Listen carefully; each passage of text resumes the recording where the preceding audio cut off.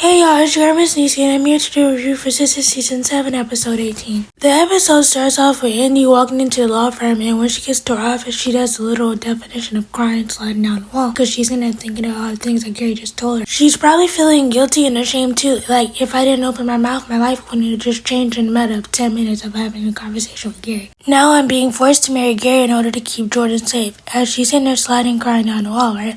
She gets a call and she's like, hello?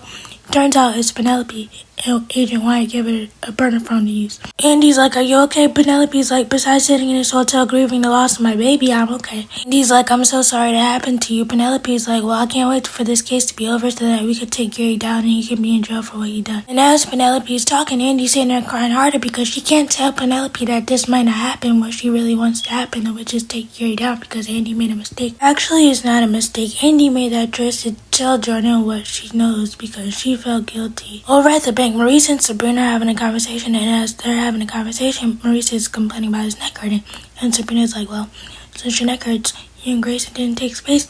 Maurice is like, you're actually not talking, and I'm only complaining about my neck because I'm using these soft pillows on my bed and they're making my neck hurt. And Maurice is like, you know what my grandma used to say? Sabrina's like, what did your grandma say? Maurice is like, you know, a hard head make a soft behind. As they're talking, this fine guy walks in and Maurice is like, who's that? Sabrina's like, who?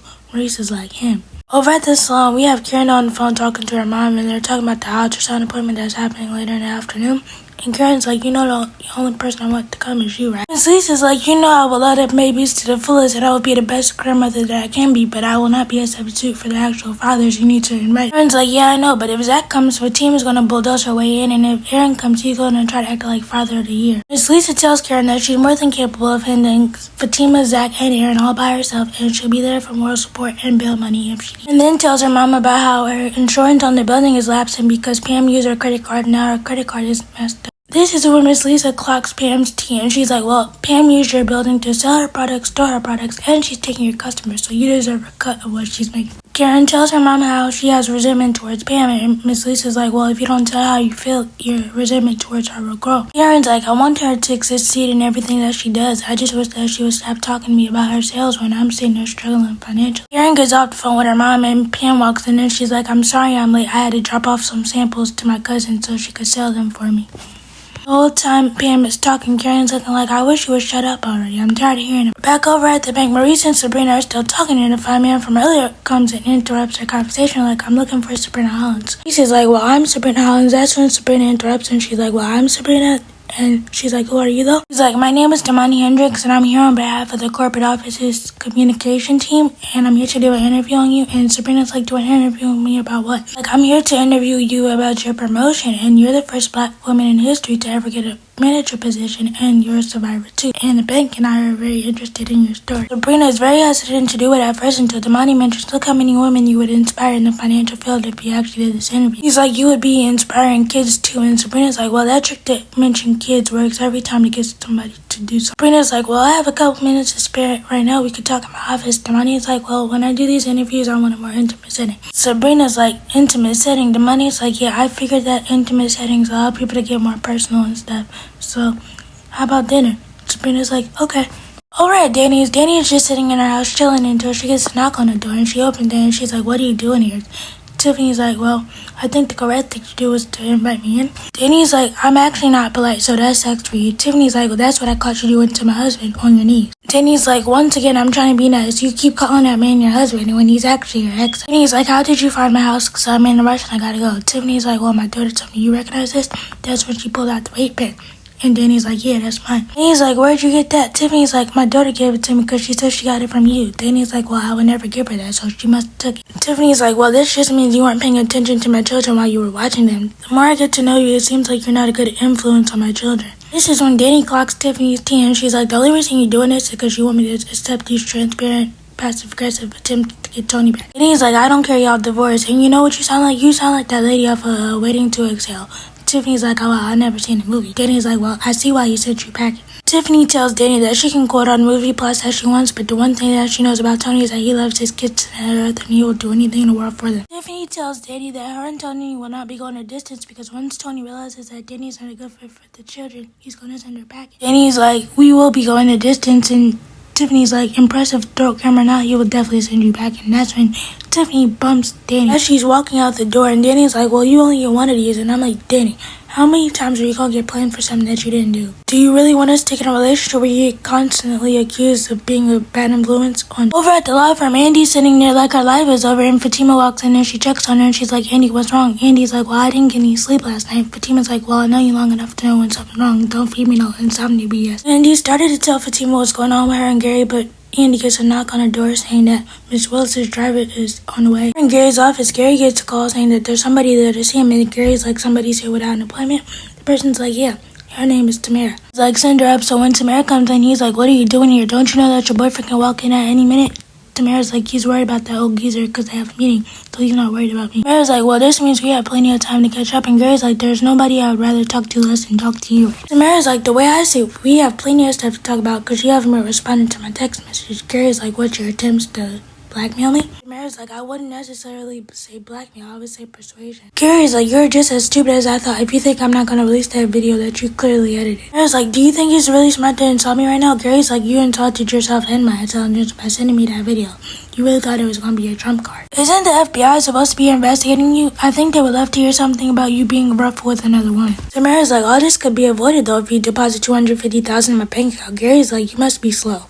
And your mama must have dropped you on your head as a crack baby. Think that I would actually give you 25 cents, let alone $250,000 to take you and your stinky coochie and get out of here and do some kegels while you're at it because your coochie's a little loose for my. Sabrina thought it was smart enough to start swinging on Gary, but Gary grabs both of her arms and you know what happens? They kiss. And he's like, you know what? This just proved to me that I can have you when I want to. So Gary pushes her off and he's like, get out of my office. And Tamar's like, well, I'm not the one to be played with. You're gonna learn today. And that's when she spits on him, but she spits at his shoes. Tamara, if anybody gonna learn, it's gonna be you, cause you're gonna wind up dead trying to play with Gary. Over at Zach and Fatima's, we see Michael and Zach, and they just ain't there spending time together cause Michael's home from school cause he's sick. He gets a call from Karen, and Karen tells him about the ultrasound appointment, and she's like, I just wanted to see if you wanted to come, and Zach is like, of course I'll come. And she's like, you can invite Fatima too if you want to.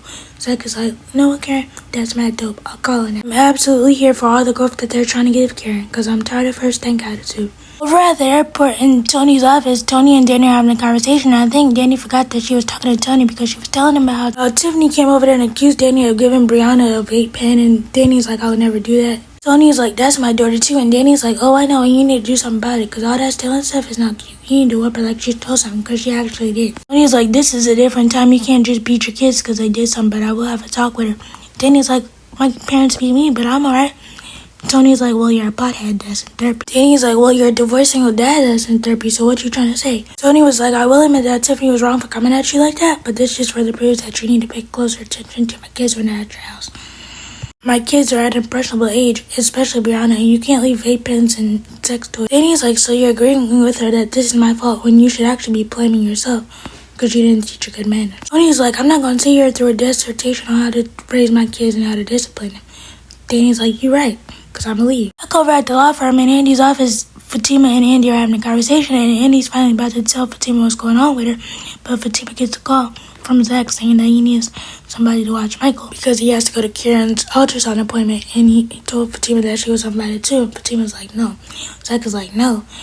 Fatima's like, well, I can't go because there's a lot of stuff going on at work and I can't leave. Zach is like, well, I need to find somebody to watch Michael. Fatima's like, well, you can find anybody. Zach is like, so you're okay with me going to the ultrasound by myself again? Fatima's like, I trust you, so yeah. So that's when I get a knock on the door saying that Miss Willis was there and she's ready for the meeting. Over at the salon, Danni comes there to have a conversation with Karen, and the conversation is basically about the friendship and how Danni's feeling towards Karen and how Karen's feeling towards Danni. And Danni basically tells her, I feel like the small one in the group, like y'all never treat me as equal. Especially you, Karen, you always treated me like I could never say nothing, can't say nothing, won't say nothing. Right? Karen's like, how long have you felt this way? Danni's like, I felt this way since college. I might laugh and geeky and joke with you, but it hurts. Karen's like, I never know you felt that way, but I feel betrayed because you always take Fatima's back and everybody else's back over mine. You took Zach's back when we were going through our problems, and now you got Fatima's back and you always take everybody else's back except for mine. Karen's like, you also betrayed me by telling Zach to get a paternity test on the babies because I was home in college. And you also told Sabrina about my results before I... Karen's like, Danni, you're very untrustworthy and immature. Danni's like, I'll give you immature because I play around a lot, but trustworthy I never am. Because everything I told them, I always said to you first. Karen tells Zach that she appreciates Danni for keeping her and Fatima's friendship separate, and that Karen and Fatima could have been friends if they both didn't date Zach, because she's actually. Danni understands how Karen feels when it came to Fatima and Zach and her trying to be friends with Fatima, because Danni's going through that same situation. Karen's like, I didn't know all that, so what you gonna do? Danni's like, I'm not scared of her just because she was in the military. Danni and Karen both own up to the wrongs and hug it out. I'm glad that they had this conversation because this conversation was long overdue, but I still believe that they shouldn't be friends after this.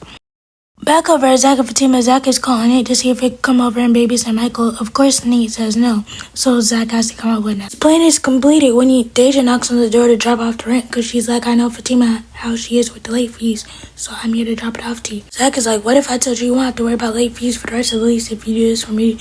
Deja is like, what's the catch? Zach is like, there's no catch.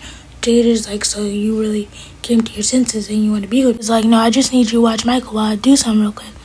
Deja's like, you owe me. Over at the law firm, Andy, Miss Willis, and Hayden are talking after the meeting, and she asks Hayden, are you sure you could get proof that Roger's cheating? Hayden's like, I'm 100% sure that I can. Miss Willis says that's good because that will benefit me, and then the next thing you know, Pam walks in there being all loud and stuff. Pam comes in there passing out samples of Rich to Richard. She passed one to everybody, and she's like, Hayden, you need this, especially if you gonna have bald-head babies. Miss Willis is like, where'd you find her? Andy's like, she's my best friend's employee. Pam was like, temporarily. Pam had to do a double take when she realizes Miss Willis, and she's like, no, it ain't. She's like, I've read your article about 5 times. You're my hero. Miss Marie and Pam made it off. I'm like, Pam, if you don't get Miss Marie Willis to invest in your business so you can get more exposure. Once Miss Marie and Pam leave, Hayden and Andy are sitting there talking, and Andy's like, why'd you tell that lady that we would find proof of her husband cheating? Hayden's like, I didn't tell her that we would. I said that I would. Andy's like, if you can't find proof 100%, then you just overpromised to our biggest client. Hayden's like, well, you need to stop focusing on me and focus on going to networking events and finding better friends. He gets a text from Gary saying clock's ticking and Andy has to make a decision what she's going to do, and her decision is she's going to break up with Jordan and save. Over at the hospital, it's time for the ultrasound, and obstetrician is like, you ready for the ultrasound? Karen's like, yeah, but one father is missing. He's like, I'm sorry, I'm late. I had to find a babysitter for my son. He's at home sick. Karen's like, oh, okay, but where's Fatima? Zach is like, she couldn't make it, but she sends her best. Back over at Zach and Fatima comes home from work earlier and she sees Deja there and she's like, what are you doing here? You got 60 seconds to tell me why you're in my house. Deja's like, Zach needed me to watch Michael because he has somewhere to go. Fatima's like, yeah, I know, that's cool and all, but I'm here now so you can leave.